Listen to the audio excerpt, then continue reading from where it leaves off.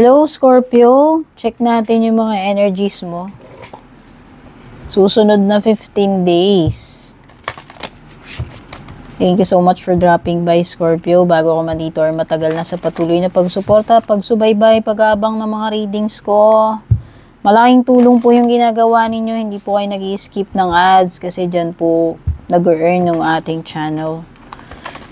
Kung gusto nyo pong mag-support, pwede naman kayong mag-like, follow, or subscribe. Hindi mag-skip ng ads, magpadala ng star super thanks, mag-join ng membership or mag-avail ng subscription. Yung mga interesado sa private readings ko, miretso po kayo sa nag-iisa official page ko, Purple Teen. Verified po yun, may blue check sa kanan.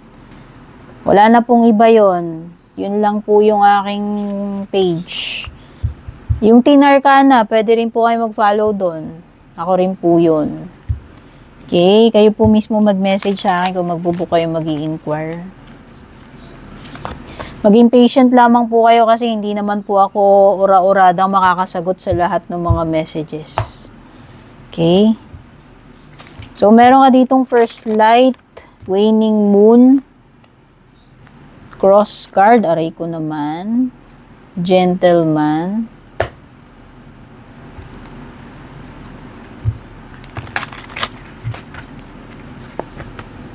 performance evaluation, dami nakaka-receive niyan.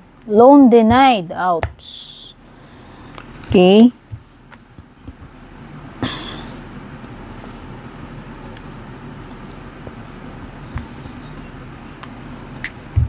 Ano napapansin ko, dami ritong parang mga ini-evaluate, pwedeng napo-promote or nagkakatanggalan, alam mo yun.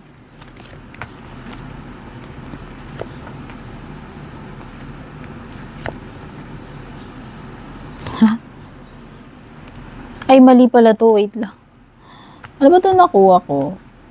Mali pala to, dear. Okay.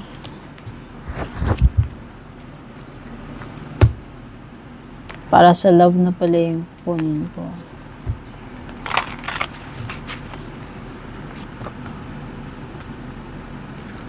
Gossip, neglected. Ano to? Soul contract.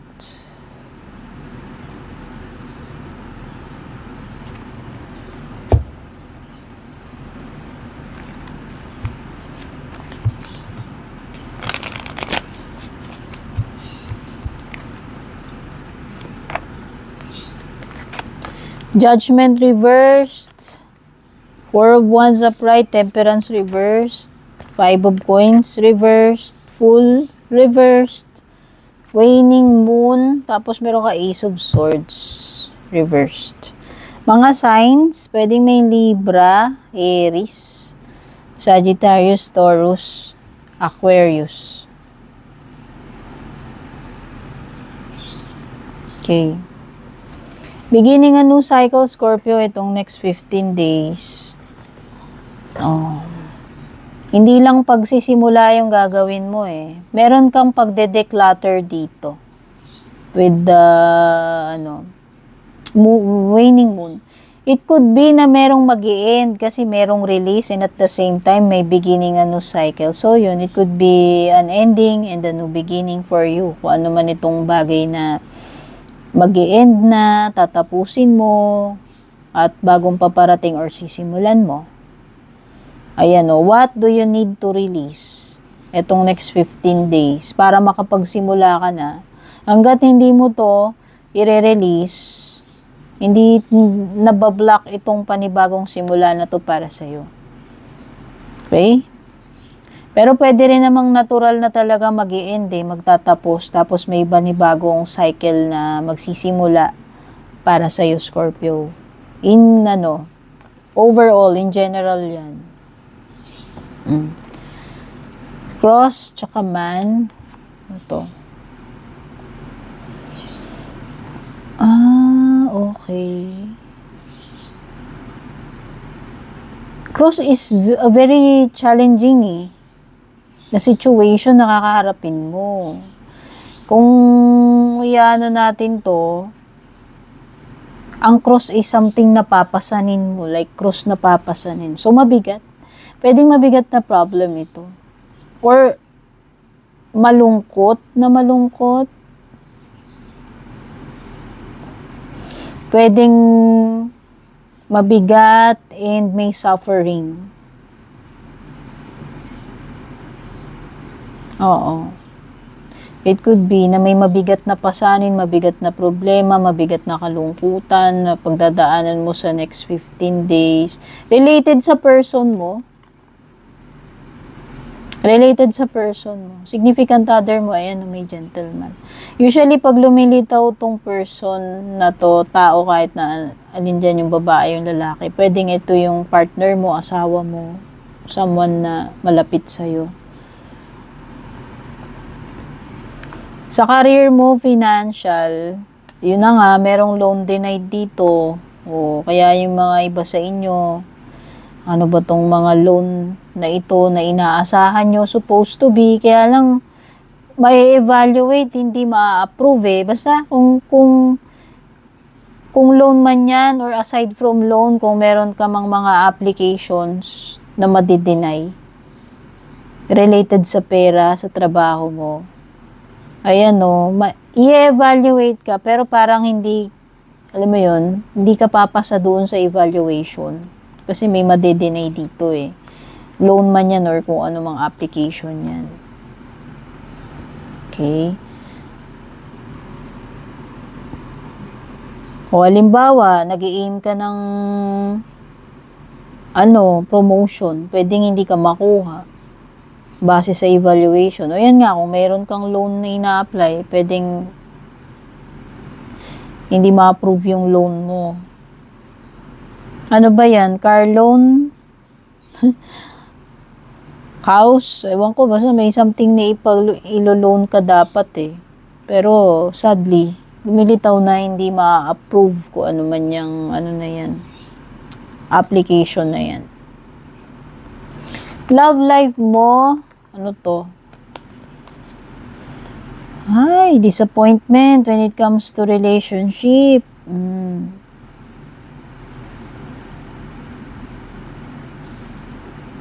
Etong person na to, hindi niya maibibigay yung deserve mo o yung ine-expect mo sa kanya. Material man to o hindi. Hindi siya capable o hindi niya kaya. Meron kasing energy dito ng parang wala siyang lakas ng loob, wala siyang balls, responsibility, sariling bait para pangatawanan ka. Pwedeng hindi kanya kayang pangatawanan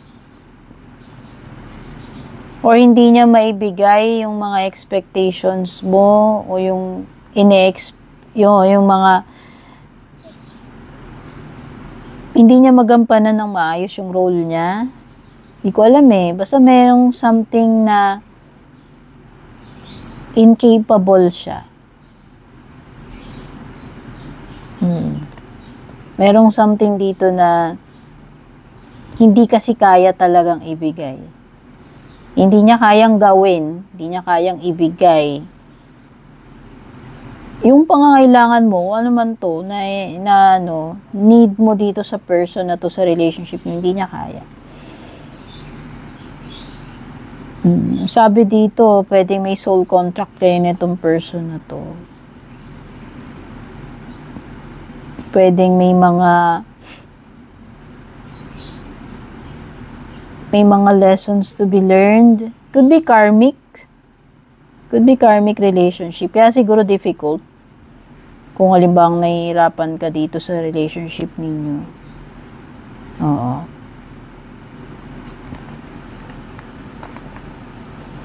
Kumbaga, parang malaking leksyon yung naging epekto nitong person na to sa'yo, sa buhay mo.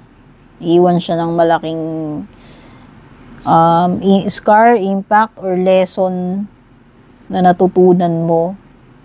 Or kayo sa isa't isa, parang gano'n yung naging impact ninyo sa isa't isa.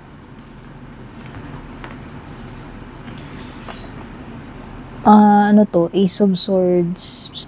Baliktad yung Ace of Swords mo.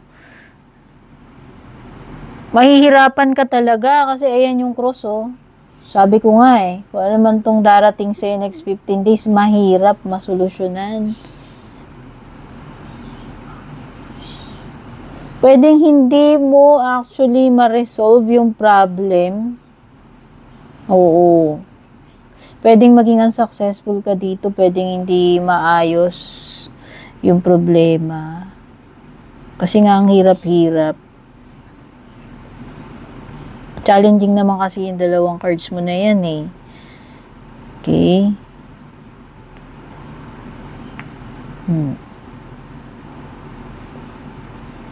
Naku, meron ditong kailangan mo na mag-step up.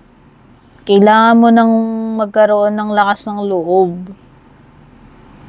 May mga karmic lessons talaga dito pa lang sa love life mo. O halimbawa, hindi ka na nabibigyan ng time, hindi ka inaasikaso, binabaliwala ka dito sa relationship ninyo. Kailangan maglakas ng loob ka na. Kasi parang nagiging problema, ganyan na nga yung treatment na nakukuha mo dito sa relationship ninyo. Parang hindi ka pa rin ba makapag-decide? Nahihirapan ka pa rin ba na mag-step up dito? Magsabi? Ano ba, i-confront o ano bang tawag dyan? Merong conflict indecision sa'yo whether sa love life mo to or sa ibang bagay, Scorpio May pagiging indecisive ka dyan Kahinaan ng loob, ano ba to? Naduduwag ka ba? Nahihinaan ka ba ng loob? Pwedeng ganun. So, lakasan mo yung loob mo, hindi pwedeng ganyan, walang mangyayari, kumbaga. Yan merong opportunity na darating sa'yo, pero takot ka mag-leave ng comfort zone mo, pwedeng ganun. So, kailangan maging maging confident ka. Kasi parang kulang ka sa Kulang ka ba sa paniniwala sa sarili mo, self-esteem, confidence? May opportunity darating sa'yo, by the way, with the Two of Wands. So, maging ready ka daw. Ayan na. May mga options na darating sa'yo. Pwedeng may mga decision making dito. Kaya lang ang problema mo nga magiging indecisive ka or magse-self-doubt ka. So, yun yung magiging blockage dito sa opportunity na to.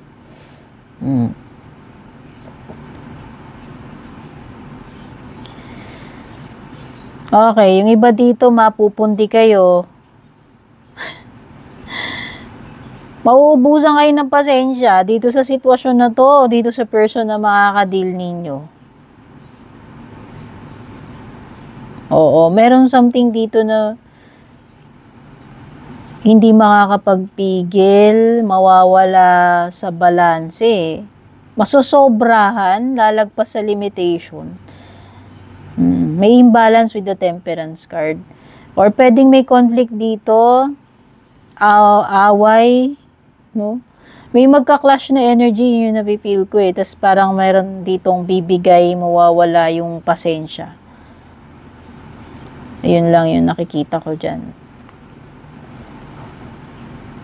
Pwedeng, hindi magkaunawaan, mag-away, magkaroon ng problema, conflict, or issue.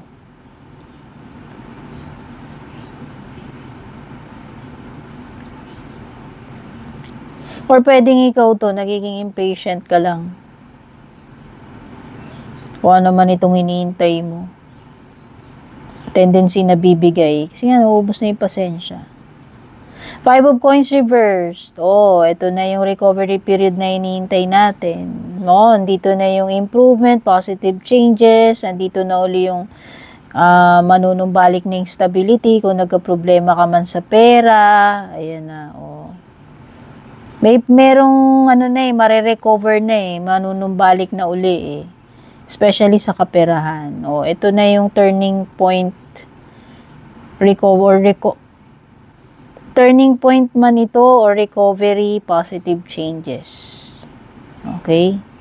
Meron ditong manunumbalik na uli yung stability kung nawala yung stability dito sa Temperance reversed. The Fool card, nag-hold back. Sino ba to? Ikaw ba to, si person mo? Oh. May pag-hold back talaga kasi dito sa 2 months na sense ko na yan eh pagdating sa career mo, sa opportunity mo.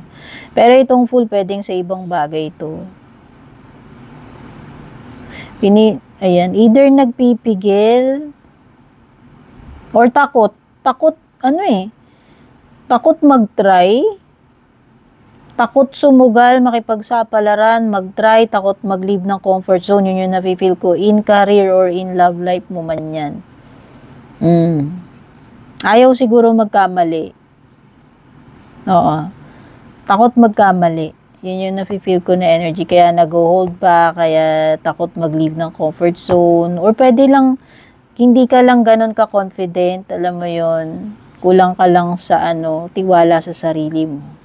May timing nga pala rito, within 3 to 4 weeks daw. Kailangan i-reevaluate mo daw itong mga pinaplano mo. Maging open ka sa mga bagong ideas, opportunities, perspectives dito. Kailangan mong mag-up ng patience kasi ito talaga yung temperance mo. Pwedeng kulang ka sa pasensya. Okay? Nire-remind ka dito.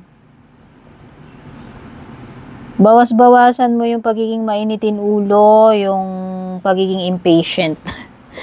Okay, Scorpio, yan yung mga messages for you. Thank you so much for watching. I love you all, babush.